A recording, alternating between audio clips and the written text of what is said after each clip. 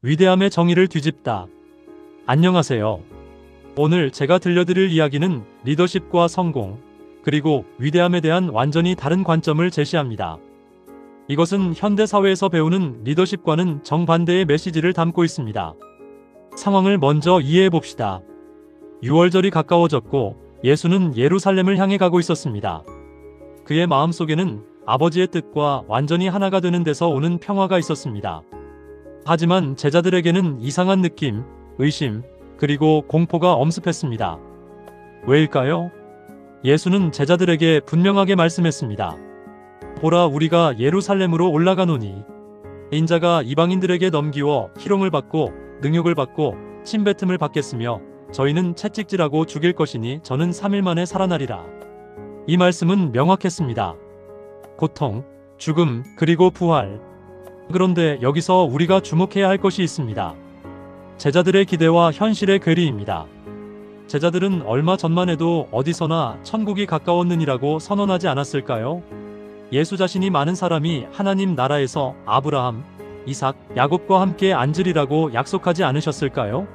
그를 위해 모든 것을 버린 사람들은 이 세상에서 100배를 얻고 그의 나라에도 참여하리라고 약속하지 않으셨을까요? 특히 예수는 12제자에게 특별한 약속을 했습니다. 그들이 보좌에 앉아서 이스라엘의 12지파를 심판하는 그의 나라의 높고 영광스러운 지위를 가질 것이라고 말했습니다. 그것은 얼마나 매력적인 전망이었을까요?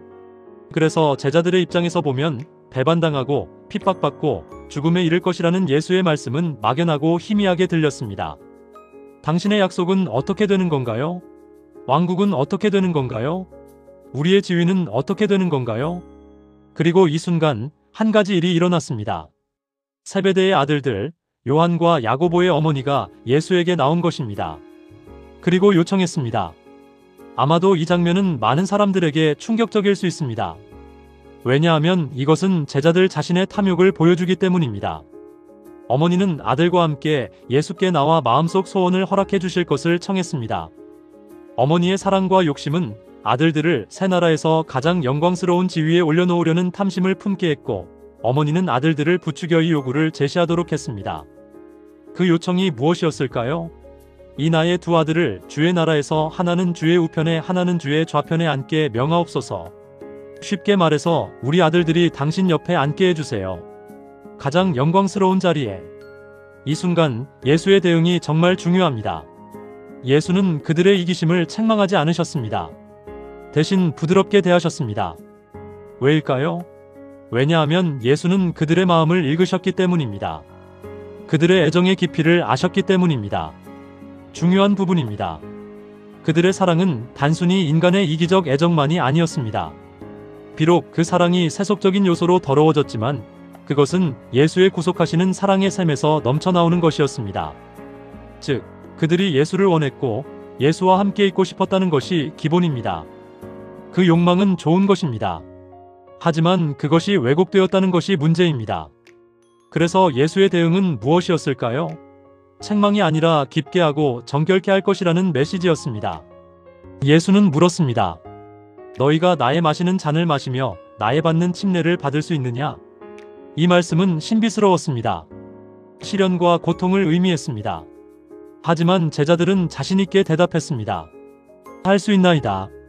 그들은 주님께 닥쳐올 모든 일을 같이 당함으로 자신들의 충성을 증명하는 것을 최고의 영광으로 생각했습니다.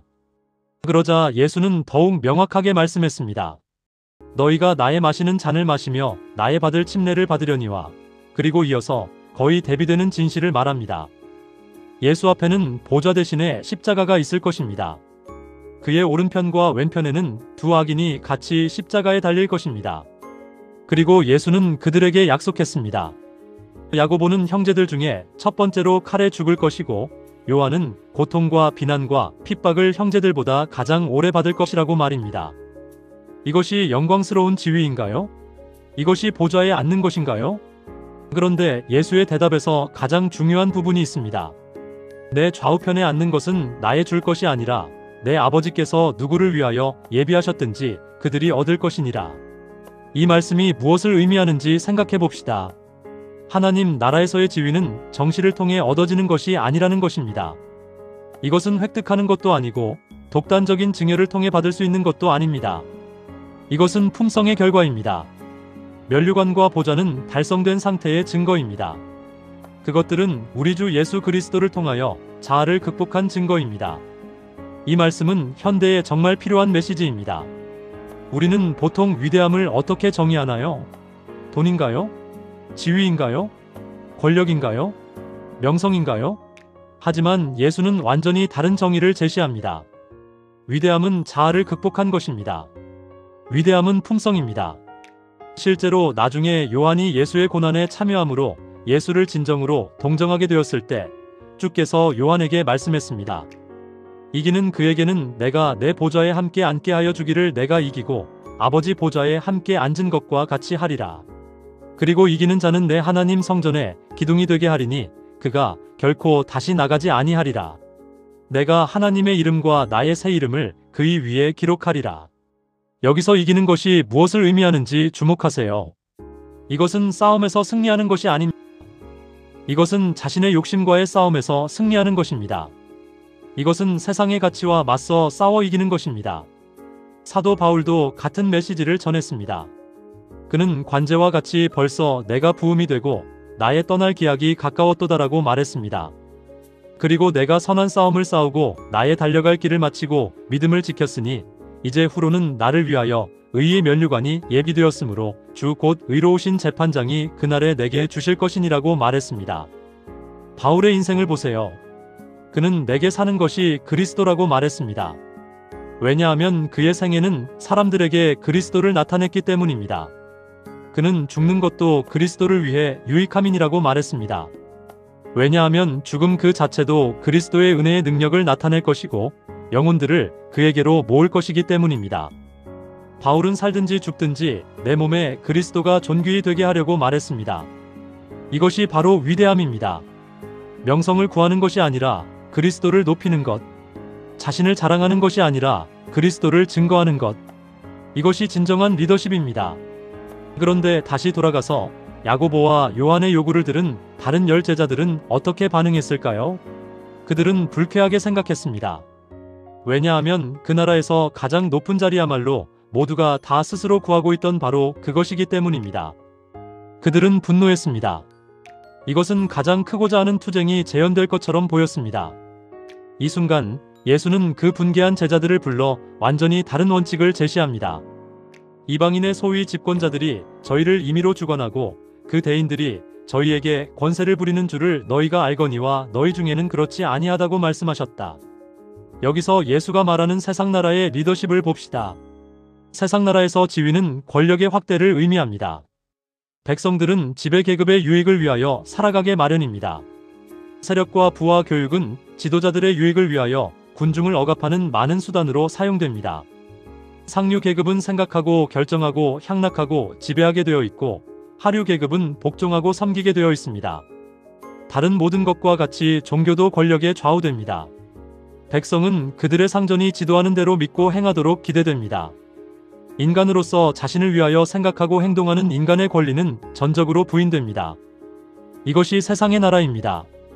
그런데 예수는 완전히 다른 원칙하에 국가를 건설하고 계신다고 말합니다. 그는 사람들을 권력으로가 아닌 봉사로 부르셨습니다. 강한 자가 연약한 자의 약점을 담당하도록 하셨습니다. 권력과 지위와 재능과 교육은 동료들에게 봉사할 큰 의무를 감당하도록 그 소지자들에게 주어졌습니다. 놀랍게도 심지어 가장 미천한 그리스도의 제자들에게까지도 이런 메시지가 주어졌습니다. 모든 것을 너희를 위하여 하는 것. 그리고 예수는 명확하게 선언합니다. 인자가 온 것은 섬김을 받으려 함이 아니라 도리어 섬기려 하고 자기 목숨을 많은 사람의 대속물로 주려 함이니라. 이것이 얼마나 혁명적인 선언인지 생각해 보세요. 하늘의 왕이신 분이 가장 낮은 자의 역할, 종의 역할을 하신다는 것입니다. 예수는 제자들 중에서 모든 면에 돌보는 사람이었고 짐지는 사람이었습니다. 제자들과 빈곤을 나누셨고 제자들을 위해 극기하셨고 더욱 어려운 곳을 평탄하게 하기 위해 저들보다 앞서 가셨습니다. 그리고 미구에 당신의 생명을 버리심으로 지상에서의 그의 사업을 마치실 것입니다. 이것이 리더십입니다. 이것이 위대함입니다. 예수께서 행하신 원칙은 그의 몸된 교회의 교인들이 행하여야 할 원칙입니다. 구원의 계획과 기초는 사랑입니다. 그리스도의 나라에서 가장 큰 사람은 예수께서 끼치신 모본을 따르고 그의 양무리의 목자로 일하는 사람입니다. 실제로 이것이 초대교회에서 일어났습니다. 성령의 부어주심을 받은 후에 믿는 무리가 한 마음과 한 뜻이 되어 모든 물건을 서로 통용하고 제 재물을 조금이라도 제 것이라 하는 이가 하나도 없더라. 그 중에 핍절한 사람이 없으니 사도들이 큰 권능으로 주 예수의 부활을 증거하니 무리가 큰 은혜를 얻었다. 여기서 주목해야 할 것이 있습니다. 그들이 모든 것을 나눈 것은 규칙에 의해서가 아닙니다. 그것은 사랑의 흘러넘침이었습니다. 그들은 그리스도의 자기 희생적인 사랑에 감동받아 그 정신을 체득한 것입니다. 그 정신이 무엇인가요? 바울이 표현한 대로 자랑하지 아니하며 교만하지 아니하며 자기의 유익을 굳지 아니하며 성내지 아니하며 악한 것을 생각하지 아니하는 사랑입니다. 이 사랑이 우리 주님을 움직였듯이 제자들로 하여금 인간을 구원하기 위하여 모든 것을 주고 생애하게 하고 수고하게 하고 죽기까지 희생하게 한 사랑의 정신입니다. 그리고 매우 중요한 말씀이 있습니다. 양심의 문제에 있어서 심령은 속박을 받아서는 안 된다. 다른 사람의 마음을 지배하여 그를 판단하거나 그의 의무를 규정할 사람은 한 사람도 없습니다. 하나님께서 모든 영혼에게 생각할 자유와 그가 깨달은 대로 행할 자유를 주신다는 것입니다. 그리스도의 나라에는 오만한 압제도 행동의 강제도 없습니다. 하늘의 천사들은 지배하고 충성을 강요하려고 세상에 내려오는 것이 아닙니다.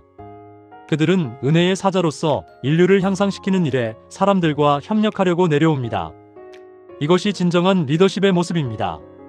권력의 추구가 아니라 봉사, 지배가 아니라 섬김, 명령이 아니라 감화. 우리의 사회로 돌아와 봅시다. 우리는 어떤 종류의 리더십을 추구하고 있나요? 여전히 세상 나라의 모델을 따르고 있지 않을까요? 더 많은 권력, 더 높은 지위, 더 큰 명성을 추구하고 있지 않을까요? 하지만 예수의 말씀은 명확합니다. 그것은 그렇지 아니하다는 것입니다. 진정한 위대함은 다른 곳에 있습니다. 그것은 얼마나 많은 사람이 당신을 섬기는가가 아니라 당신이 얼마나 많은 사람을 섬기는가입니다. 그렇다면 우리는 어떻게 해야 할까요? 우리는 우리 자신의 욕심과 싸워야 합니다. 세상의 가치관과 싸워야 합니다. 그리스도의 사랑에 자신을 맡기고 그 사랑으로 다른 사람들을 섬겨야 합니다. 요한의 말처럼 우리가 서로 사랑할지니 이는 너희가 처음부터 들은 소식이라.